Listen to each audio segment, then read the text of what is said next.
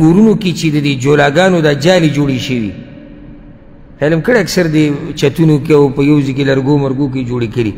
وایي د دې د لاسه په کور کې نیستي راځي دا صفا کوئ د دې د لاسه په کور کې نیستي راځي الجواب دا باطل خبره ده بې اصله په شریعت کې دې اصل نسل نشته او دغه خرافات دي چې عوام یې بیانوي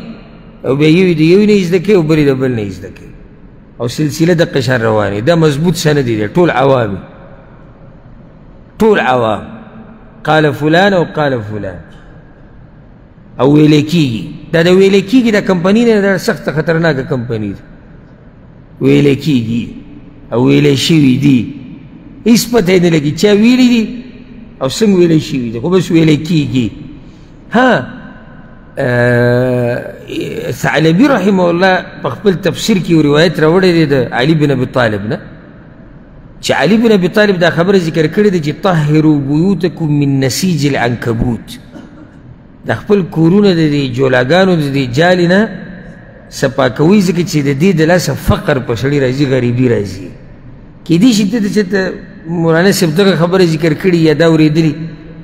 خو د دې روایت په سند کې د اثر په سند کې یو راوي راځي عبدالله بن میمون القداح عبدالله بن میمون القداح د ده په باره کې امام بخاري وایي ذاهب الحدیث ده سره یو حدیث مدیث نه ورسته ختم شي او د ده روایت په چا نه قبله نو عبدالله بن میمون القداح په سند کې راغلی دی نو سند څه شو کمزوره دی نو دا د علي بن ابي طالب نه دی ثابت چې هغه دا خبره کړې نو دا بې سنده خبره ده رزق چې په انسان تنګېږي دا د ګناهونو د لاسه چې کله سړی تقوا پرېږدي په الله باندې توکل نه کول اسباب نه لټول دې د لاسه رزق کمیږي داسې پالتو خبرې جوړې کړي دي چې د دې د لاسه رزق کمیږي الله دې زموږ په حال رحم وکړي